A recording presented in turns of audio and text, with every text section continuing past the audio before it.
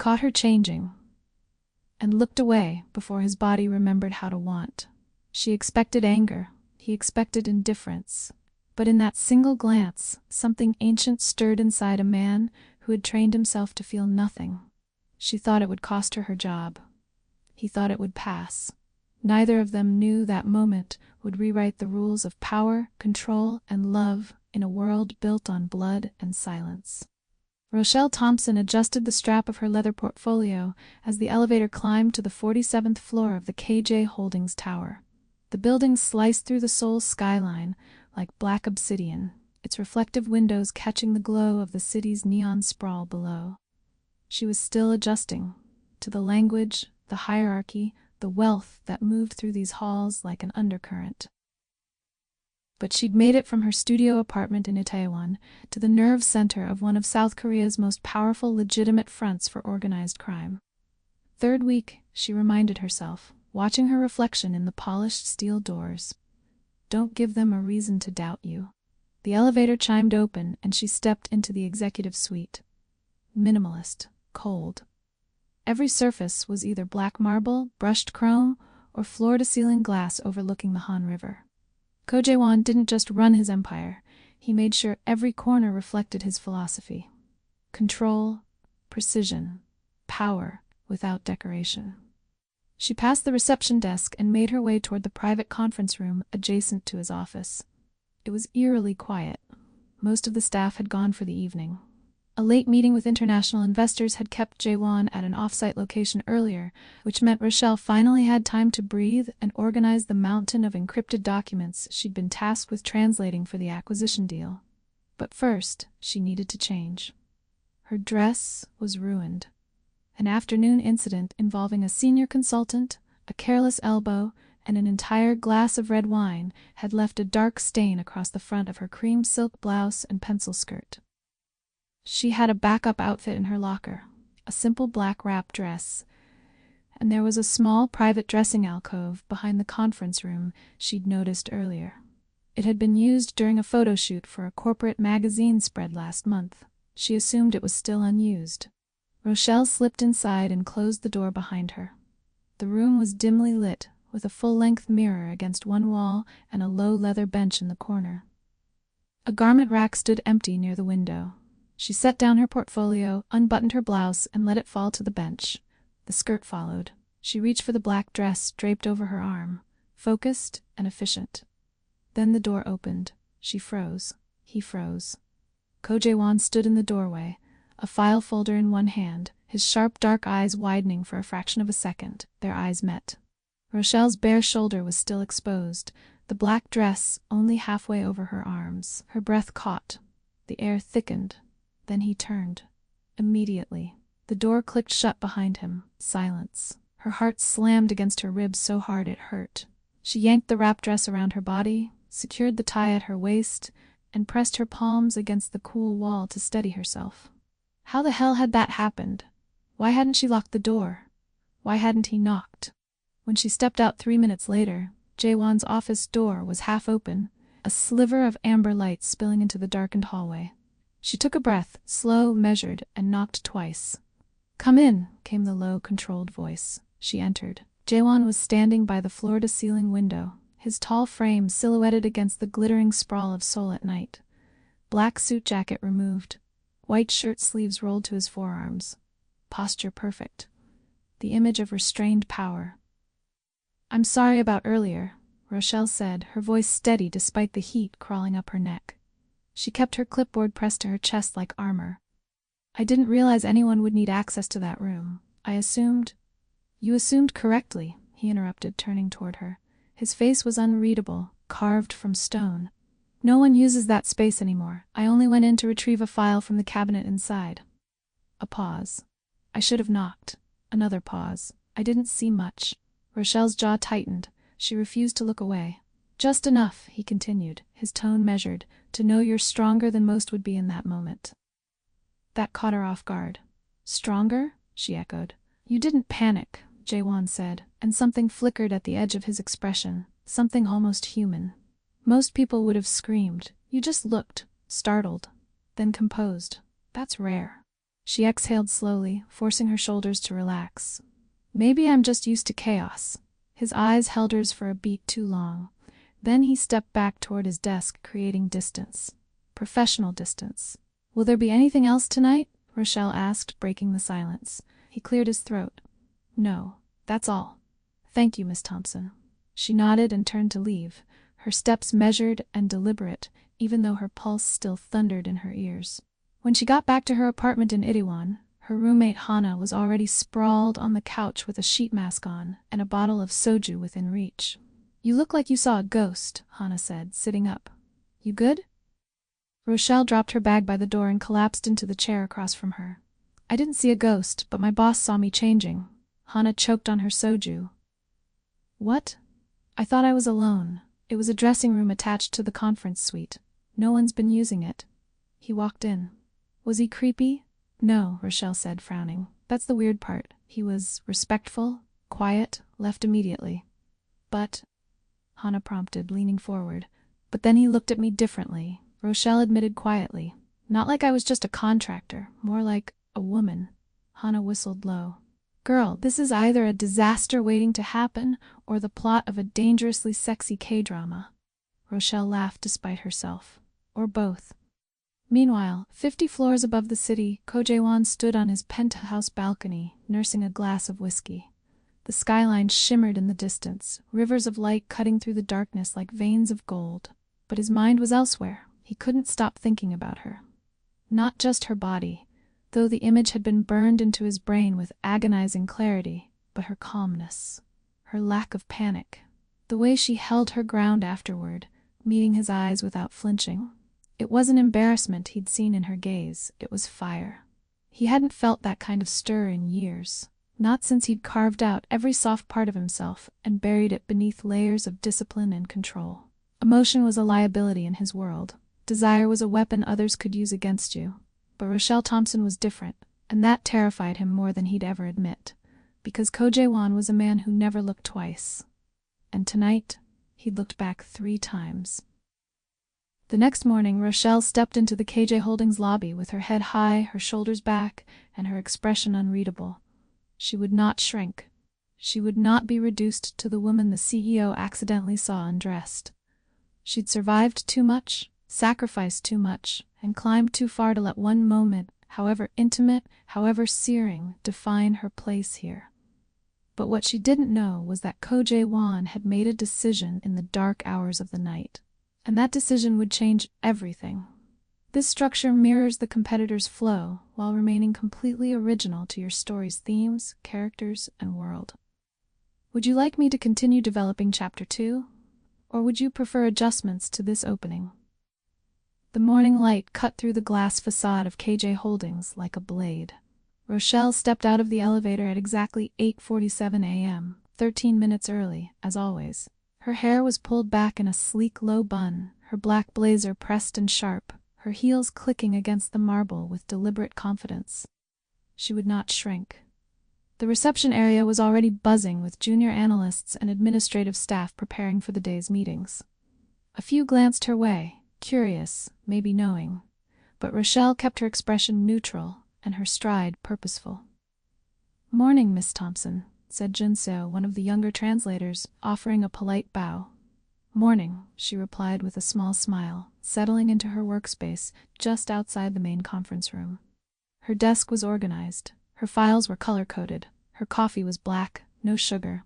Everything about her presence screamed professional, competent, untouchable. She opened her laptop and began reviewing the latest acquisition documents, her focus absolute.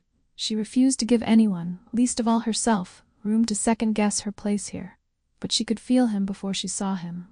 The air shifted. Ko Jae-won emerged from the private elevator reserved for executive leadership, flanked by 2 stone-faced security personnel. He moved like a shadow, silent, efficient, inevitable. His tailored charcoal suit fit him like armor, and his expression was as unreadable as ever. Their eyes met for half a second. He didn't stop, didn't acknowledge her. Just continued toward his office, his lieutenants trailing behind him like wolves. But Rochelle had seen it, the briefest flicker of something in his gaze.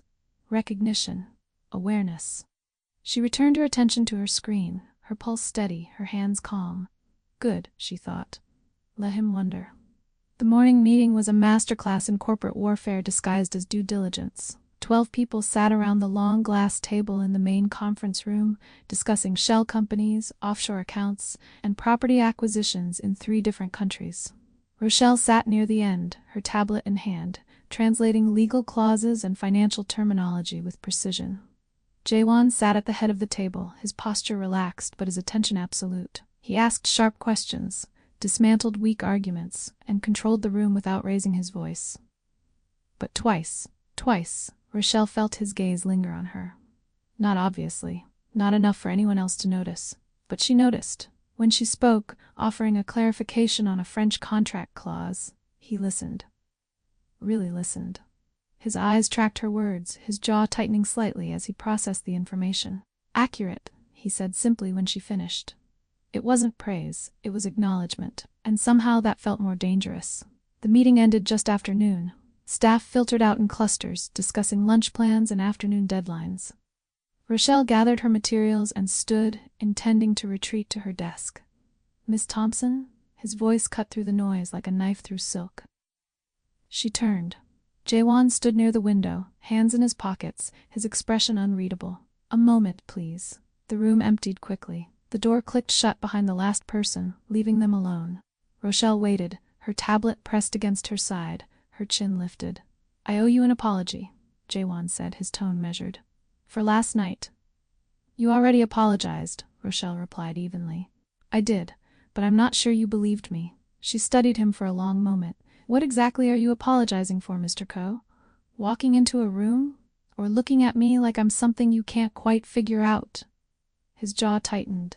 For the first time since she'd met him, she saw the faintest crack in his composure. "Both," he admitted quietly. Silence settled between them, heavy and charged. "I accept your apology," Rochelle said finally. "But let's be clear, I'm not fragile. I'm not embarrassed, and I'm not going to tiptoe around you because of what happened. If that's going to be a problem, tell me now." Jaewon's eyes darkened, but not with anger, with something else. Something that looked dangerously close to respect. "It's not a problem," he said. "Good." She turned to leave. "Miss Thompson." She paused, glancing back over her shoulder. "You're not what I expected," he said. "Neither are you," she replied and walked out. That evening, Jaewon sat alone in his office long after the building had emptied. The city lights sprawled beneath him like a circuit board, pulsing with life and danger in equal measure. He'd spent the last hour reviewing Rochelle's file. Not the sanitized HR version, the real one, the one his intelligence team had compiled within hours of her hiring. Rochelle Amara Thompson. Born in Kingston, Jamaica, raised by a single mother who worked 3 jobs to put her through university. Full academic scholarship to the University of the West Indies. Graduate degree in International Business and Linguistics from Sciences Po in Paris. Fluent in 6 languages. No criminal record, no debt, no suspicious associations. But there was something else, something between the lines. A restraining order filed 5 years ago in Paris against a former employer. Dismissed due to lack of evidence, but the pattern was clear. A powerful man who didn't take rejection well. She'd left France 2 months later and spent the next 3 years freelancing across Southeast Asia, never staying in one place longer than 6 months. She runs, Jaewon thought, but not from fear, from control. He closed the file and leaned back in his chair, pressing his fingers to his temples. What unsettled him wasn't her beauty. He'd been surrounded by beautiful women his entire life. Models, socialites, competitors' daughters sent to charm or distract him. He'd never flinched. But Rochelle was different. She didn't perform, didn't angle for favor, didn't shrink or preen or calculate her next move based on his mood. She simply existed, fully formed and uncompromising. And that dignity, that unshakable sense of self, was the most terrifying thing he'd encountered in years, because it reminded him of everything he'd buried. His phone buzzed, a message from Park Min-jun, his head of security. "Update, rival syndicate has eyes on the acquisition. Choi's people asking questions about the translator." Jaewon's blood went cold. He typed back immediately. "Increased surveillance, discreet, she doesn't know." "Understood." He set the phone down and stood, moving to the window. His reflection stared back at him, sharp, controlled, empty. "She's a liability," The logical part of his brain insisted. Cut her loose, finish the deal and move on.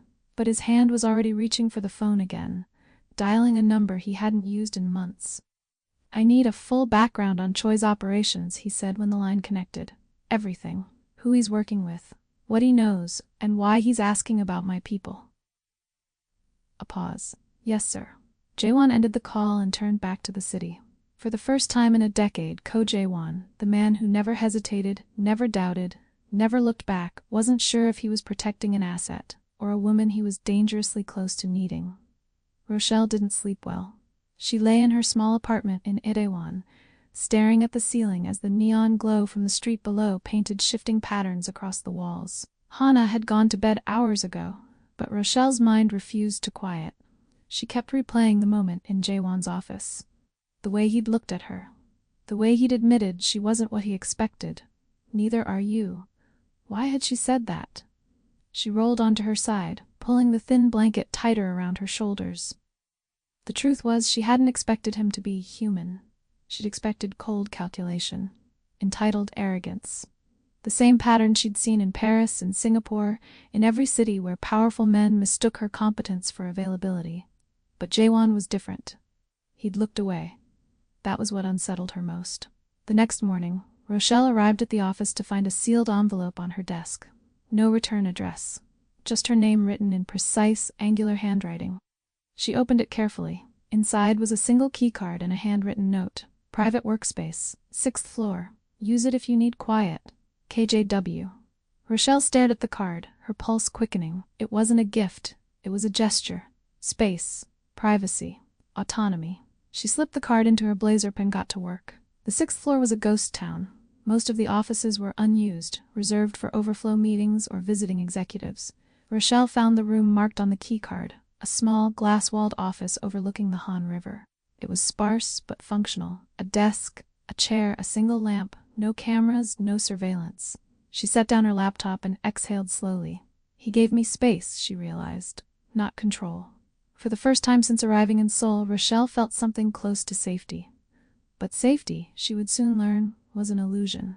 That afternoon, Jaewon received a call from Park Min-jin. "We have a problem. Speak. Choi's people aren't just watching the acquisition. They've identified Miss Thompson as a strategic asset. They know she's translating the encrypted documents. They know she has access to the financial channels." Jaewon's hand tightened around the phone. "How much do they know?" "Enough to make her a target." Silence. "Assign a security detail," Jaewon said. "Discreet. She doesn't know they're there." "Already done. But sir, if Choi escalates..." "He won't." "And if he does?" Jaewon's voice dropped to ice. "Then he won't live long enough to regret it." Rochelle noticed the surveillance on the third day. It was subtle, a black sedan that appeared too often, a man in a gray jacket who always seemed to be half a block behind her. She didn't panic. She'd been followed before, but this felt different. That evening, she walked directly to Jaewon's office and didn't bother knocking. He looked up from his desk, surprise flickering across his face. "You're having me followed," Rochelle said flatly. Jaewon stood slowly. "For your protection." "I didn't ask for protection. You didn't need to." She stepped closer, her eyes blazing. "I've spent my entire life avoiding men who think they know what's best for me. I won't tolerate it here. Not from you. Not from anyone." Jaewon's expression didn't change, but something in his posture softened. "There's a credible threat against you. A rival syndicate has identified you as connected to this acquisition. If they take you, then I'll handle it. You can't. Watch me." They stood facing each other, the tension so thick it was suffocating. "I won't be caged," Rochelle said, her voice low and deadly calm. "Not even for my own good. If you can't respect that, I walk. Tonight?" Jaewon studied her for a long, silent moment. Then he reached for his phone and made a call. "Pull the detail," he said, "effective immediately." He ended the call and looked at her. "You have my word. No surveillance, no guards, but if something happens..." "It's my choice to make," Rochelle finished. He nodded slowly. "Your choice." She turned to leave, then paused at the door. "Thank you," she said quietly. Jaewon said nothing. But after she left, he stood alone in his office, staring at the closed door, and realized something terrifying. He would burn down half of Seoul before he let anyone touch her, and she would hate him for it. That night, a message arrived on Jaewon's secure line. Unknown number. Ko Jaewon, we know about the woman. Tell us what we want to know, or she becomes leverage. Jaewon stared at the screen, his jaw tight. Then he made a call to the one person he trusted with blood. Assemble the team, he said. We're going to war. The rain came down in sheets, turning Seoul's streets into rivers of neon and shadow. Rochelle stood at the window of her sixth-floor workspace, watching the city blur and shimmer beneath the storm. She'd been working late again, translating the final set of documents for the acquisition. The deal was nearly complete. Just a few more signatures, a few more encrypted transfers, and she'd be done. Her contract would end. She'd collect her payment and move on. That was the plan. So why did the thought of leaving make her chest tighten? She turned back to her laptop, forcing herself to focus. But the words on the screen blurred together, her mind drifting back to Jaewon's office 3 nights ago. You have my word. No surveillance, no guards. He'd kept his promise. She hadn't seen a tail since, hadn't felt eyes on her back. He'd given her exactly what she asked for: space, trust. And somehow that made everything worse, because now she had no excuse to keep him at arm's length. Across the city, in a private room beneath a shuttered restaurant in Gangnam, Ko Jae-won sat across from Park Min-jun and 2 of his most trusted operatives. Choi made his move, Min-jun said, sliding a tablet across the table. He's planning to intercept Miss Thompson tomorrow night, her usual route home from the office. Clean extraction, no witnesses. Jaewon's expression didn't change, but his fingers curled into fists beneath the table. How many men? 6, maybe 8, professional crew, ex-military. And our people? In position. But sir, Min-jun hesitated. If we intervene, we break our word. She'll know we've been watching. Jaewon was silent for a long moment. Then he stood. I'll handle it personally. Min-jun's eyes widened. Sir, that's not a request. The next evening, Rochelle finished her work just after 9 p.m. The building was nearly empty, just a skeleton crew of security guards and a few workaholics scattered across the upper floors. She gathered her things, slipped on her coat, and headed for the elevator. The ride down was quiet. The lobby was dimmer than usual, half the lights already off for the night. She nodded to the security guard at the desk and stepped out into the rain. The street was slick and dark, the usual crowds thinned by the weather. Rochelle pulled her coat tighter and started walking toward the subway station 3 blocks away. She made it 2 blocks before she felt it. The shift in the air. The too perfect synchronization of footsteps behind her. She didn't run. Didn't panic. She turned into a narrow alley between 2 buildings, her hand already reaching for the small canister of pepper spray in her pocket. 3 men stepped out of the shadows ahead of her. 2 more appeared behind. Rochelle Thompson, one of them said in accented English. You're coming with us. She raised the pepper spray. Like hell I am. The man smiled. We were hoping you'd say that. They moved. Rochelle sprayed the first one, catching him square in the face. He screamed and stumbled back, but the others were already on her, hands grabbing her arms, a cloth pressed over her mouth, chemicals sweet and suffocating. She fought, kicked, twisted, but there were too many. Her vision blurred. Then, a gunshot. The hands released her. She hit the ground hard, gasping for air.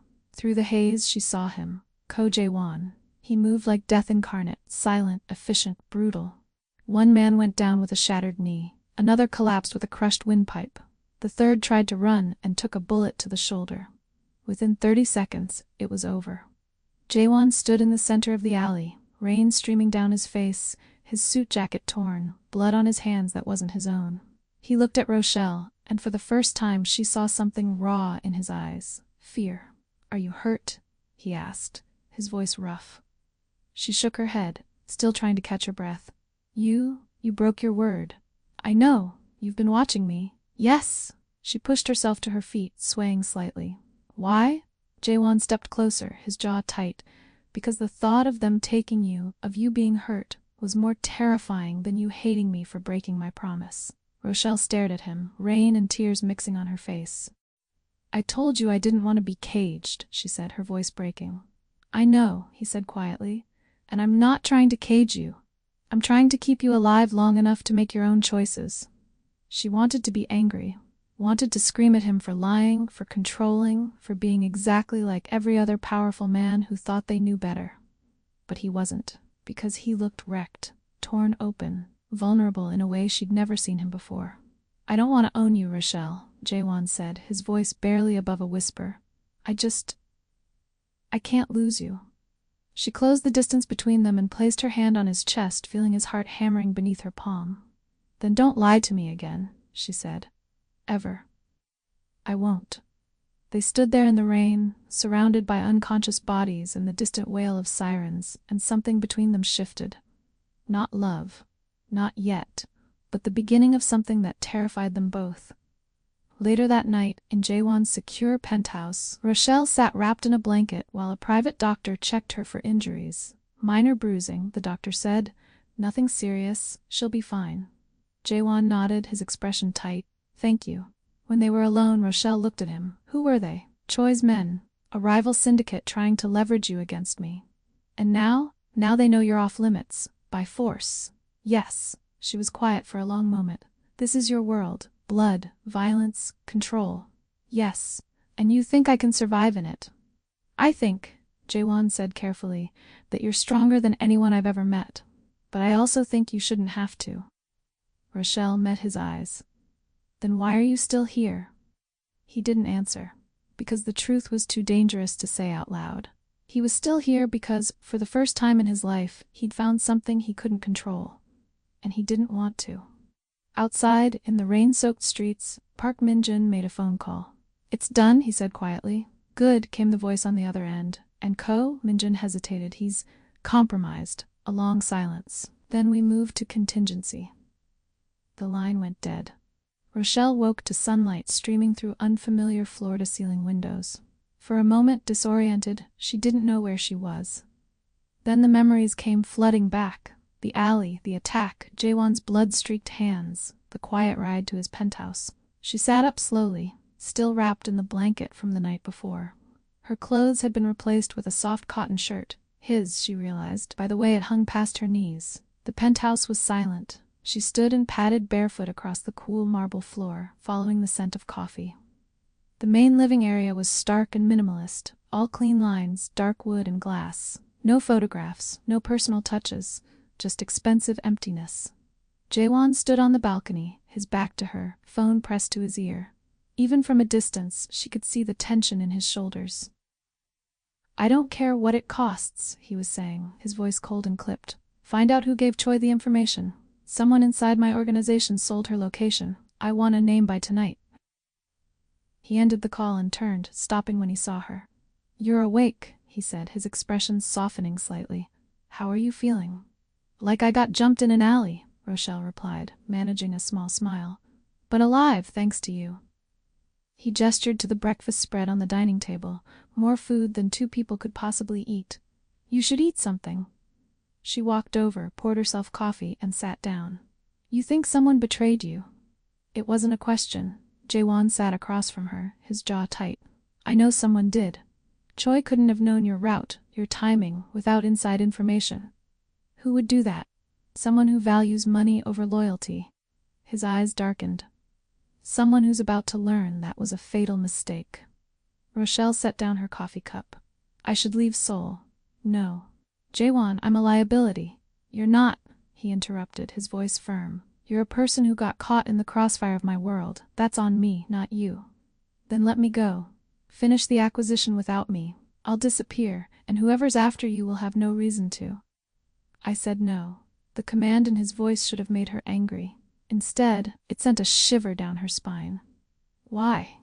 she asked quietly. He was silent for a long moment, his dark eyes holding hers. "Because if you leave now," he said finally, "I'll never see you again, and I'm not ready for that." Before Rochelle could respond, his phone buzzed. He glanced at the screen, and his expression turned to stone. "What is it?" she asked. "Min-jin found something." 2 hours later, Rochelle found herself in the back of Jaewon's car, speeding through the streets of Seoul toward the KJ Holdings building. He'd insisted she stay at the penthouse, but she'd refused. If someone in his organization had betrayed him and put her life in danger, she wanted to see who. They took the private elevator to the 47th floor. The executive suite was buzzing with tense energy. Staff members moved quickly, speaking in hushed tones, their eyes darting nervously toward Jaewon's office. Minjun stood waiting outside the conference room, his expression grim. "It's confirmed," he said quietly. "Lee Sang-hoon, your lieutenant for the past 6 years." Jaewon's face showed nothing, but Rochelle saw his hands curl into fists. "Where is he?" "Conference room. Secured." Jaewon turned to Rochelle. "Wait here." "No," she said firmly. "Rochelle, if this man sold me out, I have a right to look him in the eye." Jaewon studied her for a moment, then nodded once. They entered the conference room together. Lee Sang-hoon sat at the far end of the table, his hands zip-tied behind his back, 2 guards flanking him. He was in his early 40s, handsome in a sharp, calculated way. When he saw Jaewon, his expression didn't change. "Hyungnim," he said calmly, using the Korean term of respect. "I was wondering when you'd figure it out." "How much did Choi pay you?" Jaewon asked, his voice deadly quiet. "Enough to retire." "For selling out your own people?" Lee shrugged. "Business is business. You taught me that." Jaewon stepped closer, and Rochelle saw something frightening flicker in his eyes. "I also taught you that betrayal is death." "Then kill me," Lee said, almost bored. "But we both know you won't. You've gone soft, Hung-nim. Ever since he nodded toward Rochelle, walked into your life, the entire organization sees it. You're compromised." "Watch your mouth," Minjun growled. But Lee just smiled. "I'm not wrong. Ko Jae-won, the man who never hesitates, suddenly playing protector for a foreign woman? Choi didn't have to pay much. The others will sell you out too, once they realize you've become weak." The room fell silent. Then Jaewon pulled a gun from his jacket and placed it on the table. "You're right," he said quietly. "I've changed. And that terrifies you, doesn't it? Because a man who feels nothing is predictable, but a man who has something to protect?" He picked up the gun and aimed it directly at Lee's forehead. "That man is the most dangerous thing you'll ever face." The shot echoed through the room. Lee's body slumped forward, blood pooling on the polished table. Rochelle flinched but didn't look away. She'd seen death before, in Kingston, in Paris, in the darker corners of the world, where survival meant looking danger in the eye. But this was different. This was cold, calculated, final. Jaewon set the gun down and turned to Minjun. "Find anyone else who had contact with Choi. I want them alive, for now." "Yes, sir." He looked at Rochelle, and for a moment she saw the cost of what he'd just done written in his eyes. "I'm sorry you had to see that," he said. She stepped closer and placed her hand on his arm. "Don't apologize for protecting your people. Just don't become the thing you're trying to protect me from." His jaw tightened. "I don't know if I can promise that." "Then try," she said quietly. "For me." That evening, back at the penthouse, Rochelle stood on the balcony overlooking the city. The lights stretched out like stars, beautiful and dangerous. She felt him before he spoke. "I can arrange for you to leave tomorrow," Jaewon said from behind her. "New identity. Untraceable accounts. You'll be safe." "Is that what you want?" "It's what you need." She turned to face him. "That's not what I asked." He stepped closer, his eyes searching hers. "What I want is irrelevant. I've already pulled you too deep into this world. If you stay—" "I'm not afraid of your world," Rochelle interrupted. "I'm afraid of how much I care about you." The words hung between them, raw and terrifying. "Rochelle, don't," she said, placing her hand over his heart. "Don't tell me it's impossible. Don't tell me I should run. Don't tell me you're not worth it." "But I'm not," he said roughly. "I'm a killer. A criminal, a man who just executed someone in front of you without hesitation." "You're also the man who looked away," Rochelle said softly. "The man who gave me space, the man who walked into a fight he could have avoided because you couldn't stand the thought of me being hurt. You think that makes you weak. I think it makes you human." Jaewon closed his eyes, his jaw working. "I don't know how to be both," he admitted. "The man who runs this empire and the man you see." "Then learn?" Rochelle said, stepping even closer. "And let me help you." She placed her hand over his heart, feeling the fierce, rapid beat beneath her palm. For a long moment they stood like that, not kissing, not promising, just breathing the same air. And Ko Jae-won realized something that would change him forever. She wasn't a weakness. She was a mirror, showing him the man he'd buried beneath years of blood and violence. The man he could still become. But across the city, in a darkened office, Park Min-jin made a phone call. Lee is dead, he said quietly. Ko suspects nothing. Good, came the voice on the other end. Proceed with the next phase. And Min-jin? Yes? When the time comes, the woman dies first. Ko needs to understand what he's lost before we take everything else. The line went dead. Min-jin sat in the darkness, his expression unreadable. He'd served Ko Jae-won for 15 years, stood beside him through wars, betrayals, impossible odds. But loyalty, he'd learned, had a price. And Choi's offer had been too high to refuse. 3 days after the execution, Rochelle still lived in Jae-won's penthouse. She told herself it was practical, safer, closer to the office, just until the threat assessment was complete. But that wasn't the truth. The truth was she couldn't leave. Not because of fear, not because of obligation, but because every time she tried to imagine walking away, her chest constricted like a fist around her heart. She woke early, before dawn, and found Jae-won already awake, standing on the balcony in a white t-shirt and dark slacks. The city was still draped in darkness, the skyline glittering like scattered diamonds. "You don't sleep much," she said, joining him with a cup of coffee. "Old habit," he replied, not looking at her. "In my world, sleep is a vulnerability." "Is that how you see me?" Rochelle asked quietly. "A vulnerability?" He turned to her, his dark eyes intense. "I see you as the most dangerous thing that's ever happened to me." "Dangerous how?" "You make me want things I gave up on years ago." His jaw tightened. Normalcy, peace, a life that isn't built on blood. Rochelle set down her coffee and stepped closer. "Then why don't you try?" "Because men like me don't get redemption," Jae-won said, his voice rough. "We get consequences." "Maybe," she replied, looking up at him. "But you don't get to decide that for me. I know what you are, what you've done, and I'm still standing here." "Why?" "Because I see who you could be," Rochelle said softly. "Not the killer, not the crime lord, the man who looked away when he could have stared. The man who kept his word even when it nearly cost me my life. That's the man I—" She stopped, the words catching in her throat. "The man you what?" Jae-won pressed, stepping closer. "The man I choose," she finished quietly. His expression cracked, just for a moment, and she saw everything beneath. The loneliness, the exhaustion, the desperate, terrifying hope that maybe, just maybe, he could be something other than what he'd become. "I need you to understand something," Jae-won said, his voice low and intense. "If you stay, my enemies become your enemies. My sins become your burden. There's no going back from this." "Then don't give me speeches about consequences," Rochelle said, placing her hand over his heart. "Tell me the truth. Am I a liability, a distraction, or a choice you're willing to make?" His hand came up to cover hers, pressing it firmly against his chest. "You're the mirror," he said hoarsely, "showing me everything I've tried to bury, everything I could have been if I'd made different choices. You terrify me, Rochelle, not because you're weak, but because you make me want to be worthy of you." Her eyes burned, but she didn't look away. "You already are." "I'm not," he insisted, "but I want to be. And that's—" his voice broke slightly. "That's something I haven't felt in so long, I forgot it was possible." Rochelle stepped closer until there was barely space between them, her hand still pressed against his heart. "Then we figure it out together," she said. "One choice at a time." They stood like that as dawn broke over Seoul, not kissing, not making promises, just existing in the same space. And Ko Jae-won made a decision.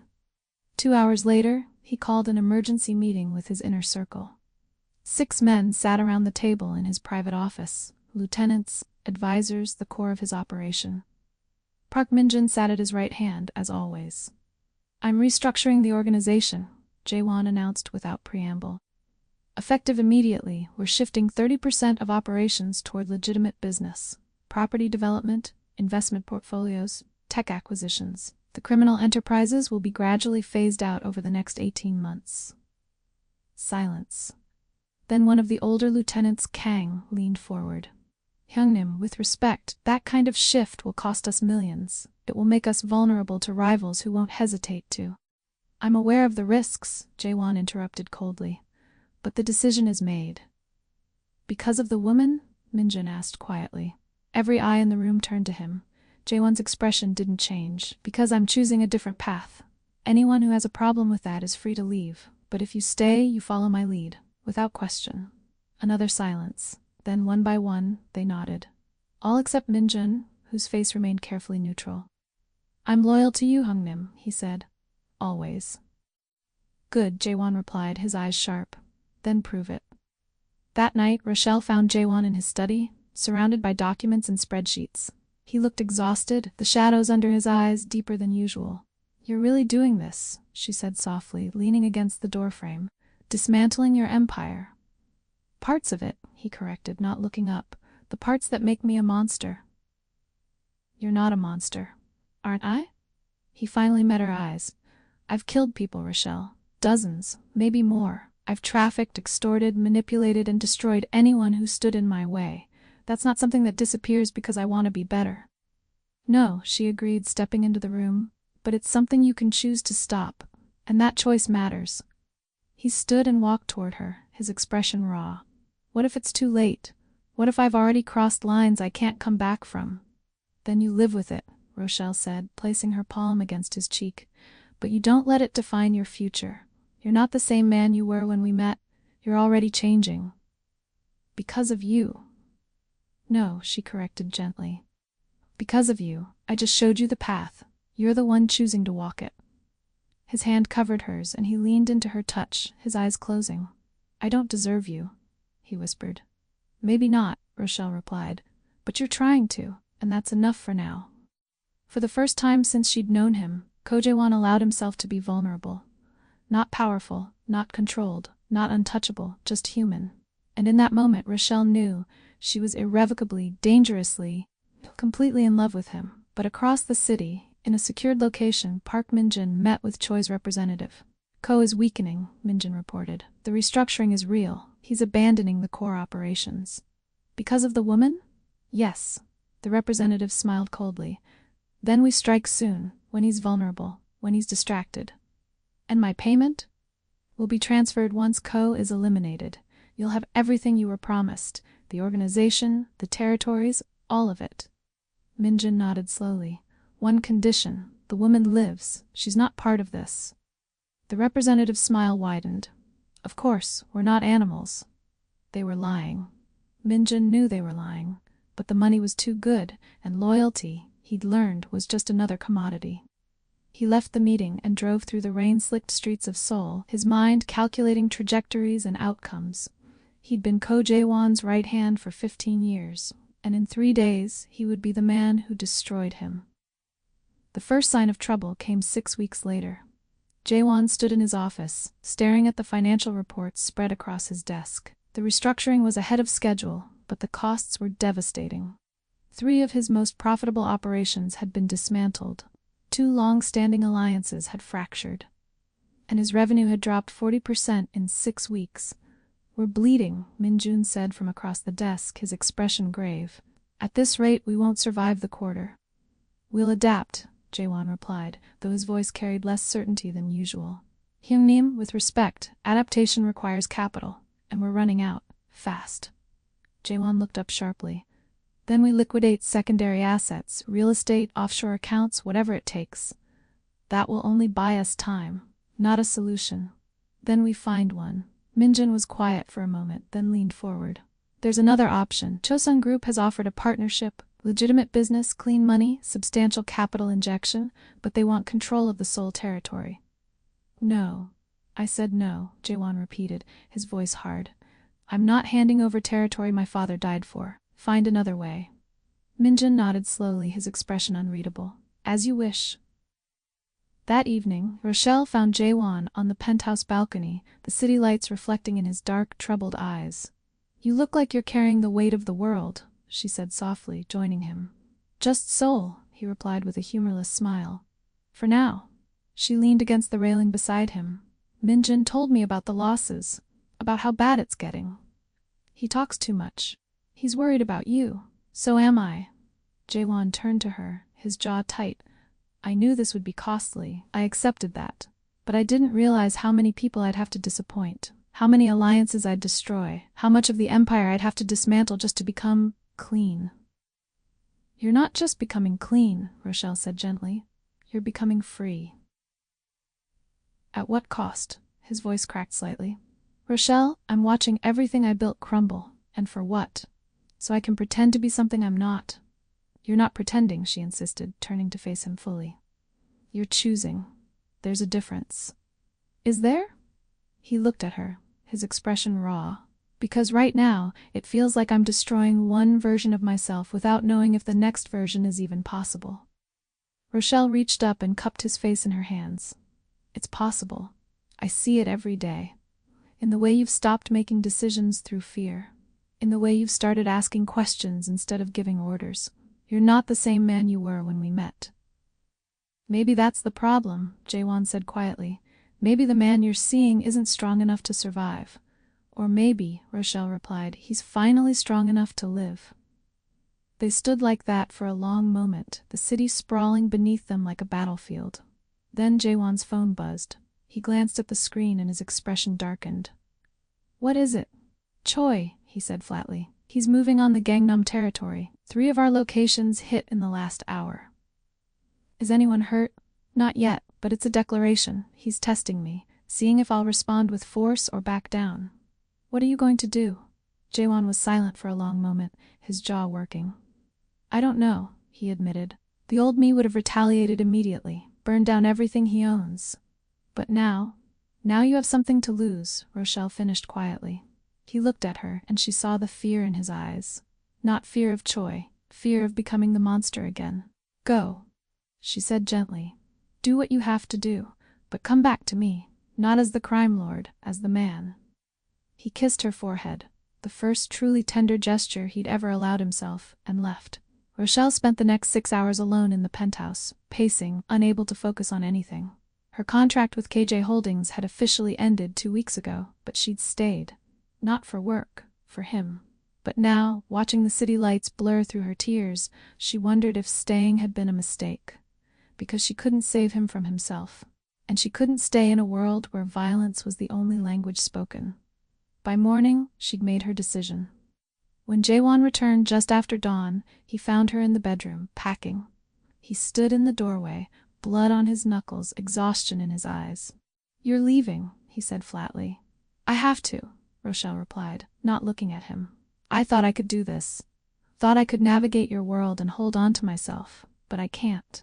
Every day, I feel myself slipping, becoming complicit, becoming like me. She finally looked at him, tears streaming down her face. I'm not strong enough for this, Jaewon. I'm not strong enough to love you and watch you destroy yourself trying to be someone you're not sure you can be. So you're running. I'm surviving, she corrected. Just like I always have. He stepped into the room, his expression cracking. Don't go, please. I'll do whatever you need. Change faster, cut deeper. Just don't leave. You're not listening, Rochelle said, her voice breaking. It's not about what you do, it's about what I'm becoming. I came to Seoul to start over, to be free. And instead, I'm trapped in a world where people die because they looked at me wrong, where love is measured in violence. I can't. She couldn't finish. Jaewon crossed the room and pulled her into his arms, holding her as she sobbed against his chest. I'm sorry, he whispered into her hair. I'm so sorry. You were right. I should have let you go the moment I realized what you were to me. Should have protected you by staying away. But you didn't, she said, pulling back to look at him. And neither did I, because we're both fools who thought love could fix broken things. Can it? Not like this. Not when every choice you make costs someone their life. Not when I have to wonder if the man I love will come home, or if he'll finally become the monster he's afraid of. Jaewon's hands shook as he cupped her face. What if I let it all go? The empire, the territory, everything. What if I walk away from all of it and start over? With you. Just you. Rochelle closed her eyes, fresh tears spilling over. You'd resent me, eventually, and I'd hate myself for being the reason you lost everything. You wouldn't be the reason, you'd be the purpose. That's not enough, she whispered, not for either of us. She kissed him once, soft, final, heartbreaking. Then she picked up her suitcase and walked out of his life. Jaewon stood in the empty bedroom for a long time, staring at the space where she'd been. Then he called Minjun. Sell it all, he said, his voice hollow. The holdings, the properties, the operations, everything. I'm done. There was a long pause. Hyungnim, are you sure? I've never been more sure of anything in my life. He ended the call and walked to the window, watching the city wake up below. For the first time in 38 years, Ko Jae-won had nothing. No empire, no reputation, no purpose. Just the memory of a woman who saw him as human, and the devastating realization that he'd lost her anyway. 6 months later, Rochelle stood in the glass-walled office of her new consulting firm in Kingston, Jamaica. The Caribbean sun streamed through the windows, painting everything in warm, golden light. Outside, the city buzzed with life, vibrant, chaotic, home. She'd built this from nothing. 3 months of planning, networking, securing clients. Her firm specialized in international acquisitions and cross-cultural negotiation. She had a small team, 5 people she trusted, and a growing reputation. By every measure, she'd won. So why did it feel like she'd lost everything? "Rochelle, you have a call on line 2, her assistant called out. "Potential client from Singapore." "Tell them I'll call back in 20 minutes, she replied, turning back to the window. Her phone buzzed. A text from Hana, who'd moved back to Seoul after Rochelle left. "Saw the news. Thought you should know. KJ Holdings dissolved. Ko Jae-won stepped down 6 months ago. No one knows where he is." Rochelle's breath caught. She'd tried not to follow the news from Seoul, tried to bury herself in work, in this new life, in the fiction that she could move on. But hearing it confirmed, that he'd actually done it, that he'd walked away from everything, made her chest tighten with something between grief and hope. She typed back, "Is he okay?" Hana's response came a minute later. "Don't know. But if he's looking for you, would you want to be found?" Rochelle stared at the message for a long time. Then she deleted it without answering. The truth was, she thought about him every day. In the quiet moments before sleep, in the flash of a dark suit in a crowd, in the way certain songs made her remember Seoul's rain-slicked streets and the feeling of his hand over hers.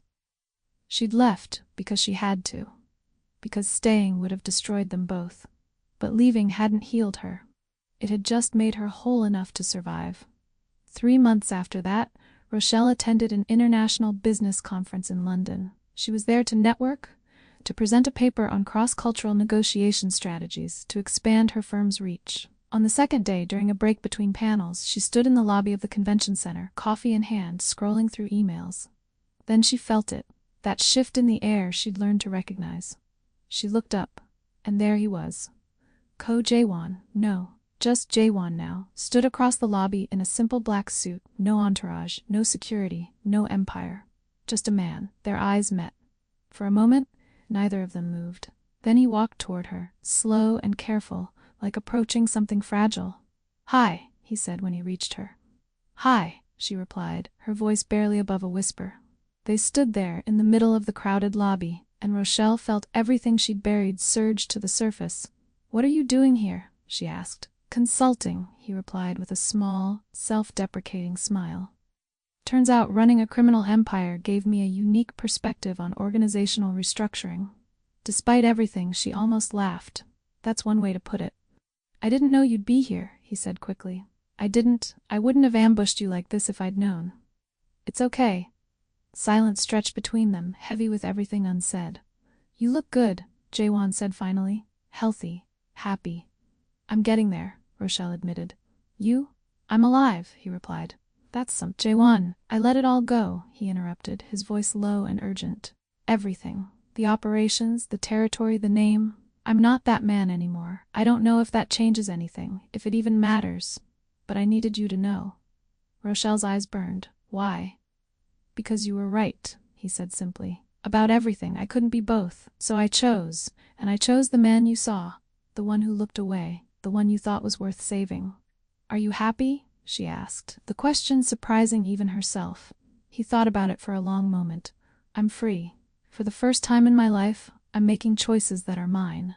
Not my father's. Not the empire's. Just mine." "That's good," she said, and meant it.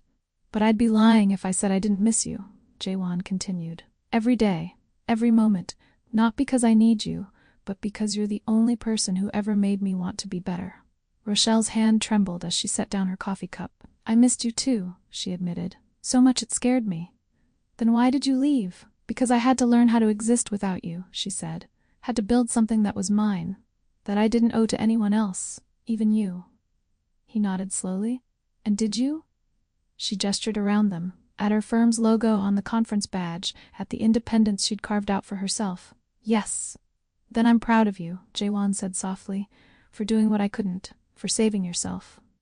They stood there for another moment, the space between them charged with possibility and pain. I should go, Rochelle finally said. My panel starts in 20 minutes. Of course. She started to walk away, then paused and looked back. Jaewon? Yes? If you're ever in Kingston, she said carefully, look me up. No promises. No expectations. Just coffee. Maybe. His smile was small but genuine. I'd like that. She walked away before she could change her mind. But she felt his eyes on her until she disappeared into the crowd. That night, alone in her hotel room, Rochelle stared at her phone. Then she typed out a message and sent it before she could second-guess herself. I'm glad you're free. And I'm glad I saw you today. Take care of yourself. His response came 3 minutes later. You too. Always. She smiled through tears and set the phone aside. Maybe love didn't always mean forever. Maybe sometimes it meant letting go. And maybe, just maybe, if two people changed enough, grew enough, became free enough, maybe there was a world where they could find each other again. On their own terms. Without chains. 8 months later. Rochelle's firm had expanded beyond her wildest expectations. She had offices in Kingston, London, and Singapore now, a team of 20, and a client list that included Fortune 500 companies and emerging startups alike. She'd been featured in Forbes, invited to speak at conferences, recognized as one of the Caribbean's most promising entrepreneurs under 40. By every measure, she'd achieved the freedom she'd fought for. But freedom, she'd learned, didn't mean not missing someone. It just meant choosing them wouldn't cost you yourself. It was late evening in Kingston when her assistant knocked on her office door. You have a visitor, she said, her expression curious. He didn't have an appointment, but he said you'd want to see him. Rochelle looked up from her laptop, confused. Who? Then Jaewon stepped into the doorway, her breath caught. He looked different, lighter somehow. His hair was slightly longer, his suit less severe. He carried himself with the same quiet confidence, but without the weight of violence that had always shadowed him. Hi, he said, offering a tentative smile. Hi, she managed, standing slowly. What are you doing here? I took your advice, he replied, about the coffee. Despite everything, she laughed. You flew to Kingston for coffee? And to tell you something, he said, stepping into the office. If you'll let me. She gestured to the chair across from her desk. He sat, and she sat back down, her heart racing. I've been working, Jaewon began. Legitimate consulting, helping companies restructure, navigate ethical dilemmas, transition away from destructive practices. It's ironic, I know. But it turns out there's a market for someone who understands power and how to dismantle it responsibly. That's good, Rochelle said softly. Really good. It is, he agreed. But more importantly, I've been learning how to be alone, how to exist without the empire, without the reputation, without you. And I can. I do. But, he paused, his dark eyes holding hers. But I don't want to. Not if there's a version of this where we get to choose each other. Not out of need. Not out of fear, but because we're both free enough to make that choice. Rochelle's throat tightened. Jaewon, I'm not asking you to forgive me, he continued, or to forget what happened. I'm not even asking you to love me again. I'm just asking for a chance to know the woman you've become, to show you the man I am now, and to see if maybe we could build something new, together. She was silent for a long moment, her mind racing through every memory, every scar, every reason to say no, but also every reason to say yes. No promises? She asked finally. No promises, he confirmed. No going back to who we were? Impossible. We're not those people anymore. And if it doesn't work, if we try and realize we've changed too much, then we walk away, Jaewon said simply, with gratitude for what we had and respect for what we became. Rochelle stood and walked to the window, looking out at Kingston's lights. I built this, she said quietly. This life, this firm, this version of myself, it's mine, and I won't give it up, not for anyone. I would never ask you to, Jaewon replied, standing as well. I don't want to take anything from you, Rochelle. I just want to stand beside you, if you'll let me. She turned to face him, and in his eyes she saw everything she'd been afraid to hope for. Not possession, not control, just choice. Dinner, she said finally. Tonight, we'll talk, really talk, about who we are now, what we want, where this could go. His smile was slow and genuine. I'd like that. And Jaewon? Yes? If we do this, if we try, it's because I'm choosing you, not because I need you, not because I'm saving you, but because I want you in my life. That's all I've ever wanted, he said quietly. They had dinner at a small beachfront restaurant in Kingston, where the ocean whispered against the shore and the air was warm with salt and possibility. They talked for hours. About the work he was doing, about her firm's expansion, about the people they'd become in the months apart, and slowly, carefully, they began to rebuild what had been broken. Not the same way, not with the same intensity or desperation, but with something deeper. Understanding. Trust. The quiet knowledge that they'd both chosen freedom first, and then chosen each other. 6 months after that dinner, Jaewon moved to Kingston. Not into Rochelle's apartment. Not into her life in any way that erased the boundaries she'd fought for. He rented a place by the water, took on clients in the Caribbean, built his own version of freedom parallel to hers.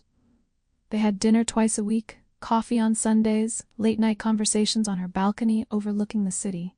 They learned each other again, slowly, carefully, without rushing.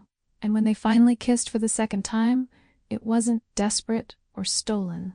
It was deliberate. A choice made freely by two people who'd learned the hardest lesson of all. Love isn't about need. It's about deciding, every single day, that you want to keep choosing the same person. Not because you have to, but because you're free enough to want to. 2 years later, at a conference in Singapore, Rochelle stood on stage delivering a keynote speech on sustainable business practices and ethical restructuring. In the audience, Jaewon sat in the third row, watching her command the room with the same dignity he'd first seen that night in Seoul. She was brilliant, powerful, free, and afterward when she found him in the lobby she smiled, that same smile that had undone him years ago. "Ready?" she asked. "Always," he replied.